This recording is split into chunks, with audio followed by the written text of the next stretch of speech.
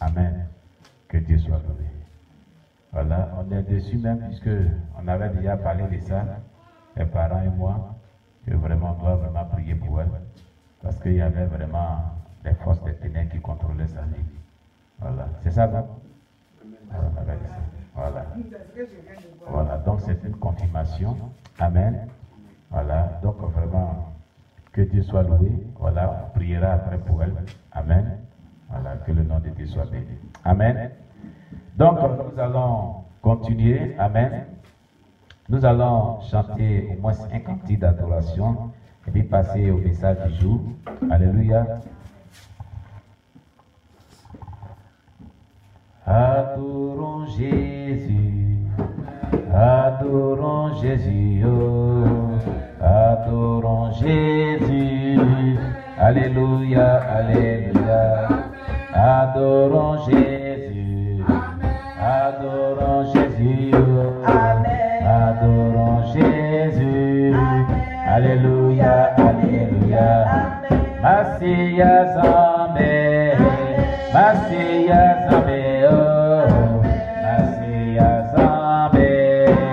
Alléluia, alléluia, Massia Yesu, Massia Yesu, Massia Yesu, alléluia, alléluia, Ozali Zambé, Ozali Zambé, Ozali Zambé, alléluia, alléluia, Ozali Yesu. Ozali Yesu, Ozali Yesu, alléluia, alléluia, Massia Zambé, Massia Zambé, Massia Zambé, alléluia, alléluia, Massia Yesu, Massia Yesu, Massia Yesu. Alléluia, alléluia, alléluia, alléluia, alléluia, alléluia, alléluia, alléluia, alléluia, alléluia, alléluia, alléluia, alléluia, alléluia, alléluia, alléluia, alléluia, amen. On va prier le Seigneur pour la parole de Dieu. Nous allons confier nos cœurs à Dieu et nous allons dire à Dieu de nous aider, de nous donner la compréhension de sa parole, mais avant tout de nous donner aussi sa mise en application. Au nom de Jésus, prions le Seigneur notre Dieu. Seigneur, donne-nous de pouvoir comprendre ce que tu as voulu que nous partageons ensemble ce matin au travers, éternel Dieu, de ta parole, et donne-nous la force de pouvoir mettre cela en pratique, parce qu'au-delà de tout ce que nous te demandons, ce que tu attends de nous, c'est que nous vivons selon ta parole, dans le nom de Jésus-Christ. Amen. Amen. Et nous sommes en train de partager le témoignage d'Abraham Wakabou. Ne te glorifie pas encore. Amen. Ne te glorifie pas encore du témoignage d'Abraham Wakabou. Et c'est un homme de Dieu nigérien qui est mort dans un accident de véhicule. On avait déjà parlé de cela dans le début.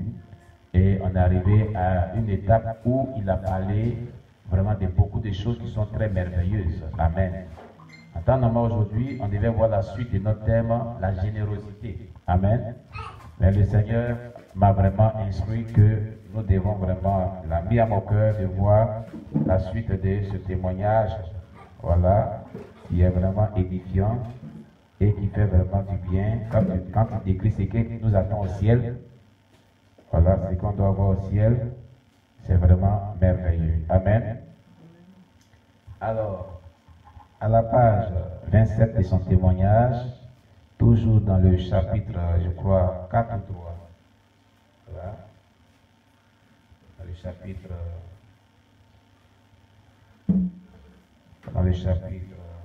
4, je crois. Amen. Excusez-moi. Voilà, dans le chapitre 4, le point 8, mon tour au hall de salut. On avait vu ça la dernière fois. comment il a été vraiment examiné dans le hall du salut. Amen. Voilà. Est-ce qu'on avait vu ça? Non, c'est ton tour.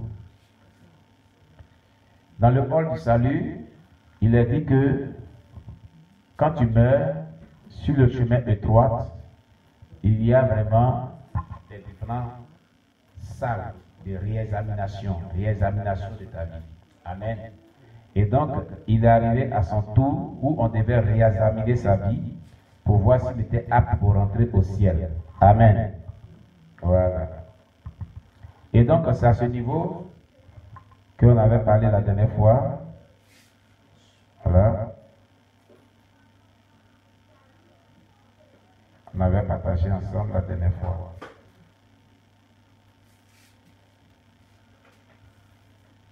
Voilà. Ah oui.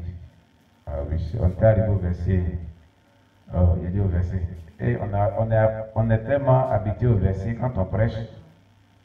Même maintenant, dans les témoignages, on va parler des versets. Voilà, on avait vu, voilà, un surintendant général au hall de la restitution. Amen. Voilà. C'est là qu'on était arrêté. C'était pas à son tour. Son tour, on avait déjà vu cela. Un homme, un ministre de Dieu qui avait vécu une vie de sainteté et prêché la sainte parole de Dieu fut appelé. Amen. Voilà. Il a été appelé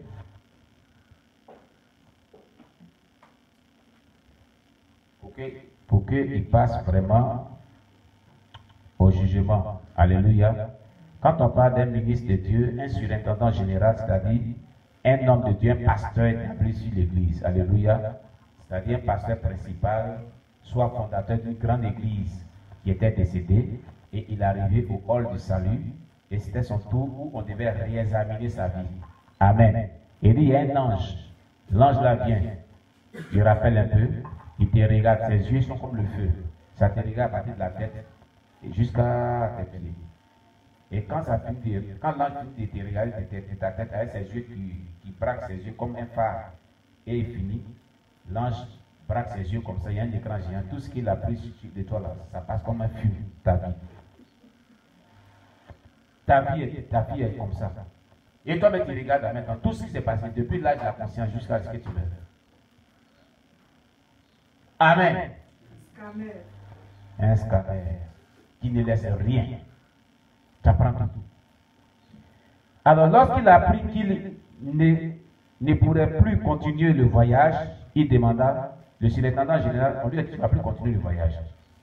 Il demanda pardon, qu'ai-je fait? J'ai vécu toute ma vie à plaire à Dieu. Il avait donné sa fille en mariage. Cet homme de Dieu là. On devait marier sa fille. Donc, il avait donné sa fille en mariage. Écoutez très bien, vous les pasteurs, nous tous les pasteurs, nous qui prêchons la parole de Dieu. Ah. Comme Dieu ne nous a pas encore donné fille aussi. Ah. Que Dieu soit loué. Nous, on a jusqu'à 4 garçons. Mais lui, il a une fille, donc il a donné sa fille en mariage. Amen. Voilà. Au moment, il avait donné donc sa fille en mariage. Au moment où la fille voulut célébrer son mariage, il a prélevé de l'argent dans la caisse de l'église et ajouta à la somme prévue pour le mariage. Cependant, parce qu'il est surintendant général, personne ne broncha. Vous voyez, c'est une injustice. L'argent de la caisse de l'église ne t'appartient pas en tant que pasteur. Alléluia. Ça ne t'appartient pas. Lui-même avait mis de l'argent de côté pour le mariage de sa fille et les gens avaient continué l'argent. Bon, pour lui, cette somme-là ne suffisait pas. Alors, il s'en va, il prélève l'argent de la caisse de l'église parce que sa fille doit se marier. Et il ajoute sur l'argent pour qu'il fasse un grand mariage. Mais l'argent de caisse de l'église que tu as pris là, est-ce que c'est pour toi? C'était prévu pour marier avec ta fille. Voilà, c'est du vol. Et comme celui qui est le pasteur, personne ne parle là. Personne n'a parlé. Le pasteur, c'est sa fille qui s'est mariée. Peut-être que même ceux les trésoriers là n'étaient pas contents, mais comme c'est le pasteur, il ne peut pas parler. Et beaucoup des hommes de Dieu aujourd'hui, c'est comme ça, ils usent de leur autorité, et puis ce qu'on ne doit pas faire à l'église, là, ils le font. Amen. Et les chrétiens ne font que subir. C'est pas bon. Tout ça, ça nous attend au ciel. Tout ça, ça attend ceux qui font comme ça là au ciel. Être pasteur ne veut pas dire qu'on doit écraser les gens. On doit vraiment manipuler les gens. On doit leur imposer ce qu'on veut. La Bible n'a pas dit cela. Alléluia. La Bible n'a pas dit cela. Comme c'est sa fille qui se marie, il dit, hey, donnez l'argent de laquelle l'église. Allez. On va faire mariage de la femme. C'est quoi? Parce que tu es le pasteur. Et c'est ta fille qui te marie. Alors on lui a dit, tu ne peux pas continuer le chemin. Il dit, mais il a fait quoi? Pardonner. Alors le film est sorti. Parce qu'il y a eu ce scandale qui a été fait. Le film est sorti. Tu dis, tu as fait quoi? Non? On va te montrer ce que tu as fait. Rien n'est caché au ciel. On n'oublie même pas les petits détails, les moindres détails. C'est ici la tête que nous dit, oh, j'ai oublié. Les anges de Dieu, la quand ils étaient regardés au scanner, de la tête jusqu'à tes pieds. Il dit, allez, écran géant, ton film de Gédérou. Toi-même, tu vois, même les choses qui faisaient honteux dans le secret, c'est que tu pensais, tout sort. Après avoir regardé ton film, on dit, il faut toi-même dire où tu dois partir. Toi-même, tu as dit où tu vas partir. Toi-même, tu vas même décider. Les gens commencent à demander pardon parce qu'ils savent où ils vont partir. Alléluia. À la fin de l'année, le rapport financier annuel de l'Église fut présenté à toute l'Église, sans toutefois spécifier que cet argent fut dépensé pour les noces de la fille du surintendant général, mais il fut classé dans la catégorie des dépenses diverses. Et le surintendant a dit, mais je ne l'ai pas caché. Les diacres étaient présents lorsque le rapport financier fut fait et fut lu. Le ciel a alors dit, as-tu précisé l'objet de cette dépense? Et ceci était déclaré, la voix retentissait, éloigne-toi de nous. En enfer direct. C'est comme ça que ça se passe. Il dit, mais les diacres étaient là, puis il les a dit, non, qu'à me donner, oui. Mais tu as plus de force. Quand on fait le rapport là, est-ce que tu as dit, c'est que l'argent là, tu as plus de ce que tu as fait avec. Tu n'as pas dit ça dans le rapport. Pourquoi? Si tu voulais que ça soit clair, tu devais signifier ça dans le rapport. Et puis tu n'as pas demandé, tu as pris. Tu n'as pas demandé l'avis des gestionnaires des finances de l'église. Et vraiment, est-ce que vous pouvez vraiment, est-ce que l'église peut m'aider? Quand c'est comme ça, est-ce que l'église peut m'aider pour le mariage de la fille? Et puis c'est l'église elle-même qui dit, bon, nous on va aider, on prend telle somme qu'on donne pour le mariage de, en tout cas notre soeur. Alléluia. Mais c'est pas comme ça, tu dis donner. Tu as pris des forces. Alléluia. C'est ça. Il a commencé à dire, mais les diacres étaient là, puis il pris. On dit oui, ils étaient là. Mais ils ne t'ont pas donné, tu as pris des forces. Et puis dans le rapport, tu n'as pas signifié cela. Tu as caché cela. Alors dégage. Éloigne-toi de nous. Ici, si on est là-bas, on discute. Ici, on ne discute pas. Une fois que c'est clair, tu dois dégager. Amen. Au ciel, il n'y a pas de discussion. Il n'y a pas de discussion. Là-bas, il n'y a pas de pardon aussi. On a tout le temps sur la terre pour confesser nos péchés, pour demander pardon, pour changer. Là-bas, les gens qui pleurent là-bas, qui disent, je vais changer, c'est trop tard. La Bible dit, après la mort, vient le jugement. Hébreu, le livre de Hébreu le dit. Amen, on avait lu le passage la fois passée. Un incident m'est survenu dans l'église annexe de Egbeba, État de Lagos au Nigeria. Quand j'étais allé à Liana Paja, j'ai acheté 2 mouchoirs. J'ai remis l'un à mon pasteur et gardé l'autre mouchoir. Devant Dieu et les hommes, je n'ai jamais su que j'ai pris un 3e mouchoir par mégarde et j'ai honnêtement payé le prix de 2 mouchoirs seulement. Le pasteur lui-même qui rend le témoignage. Il dit un incident lui était arrivé. Il était allé, il a payé 2 mouchoirs. Pour lui, c'est 2 mouchoirs qu'il a payé. Le pasteur qui l'avait invité au prêcher, il lui a donné un mouchoir et lui aussi il a pris un mouchoir. Or, en choisissant les mouchoirs là, il avait pris 3 mouchoirs et puis il ne savait pas. Et lui, il a payé l'argent de 2 mouchoirs. C'est ça qui a le problème. Il va avoir problème avec ça. Alléluia.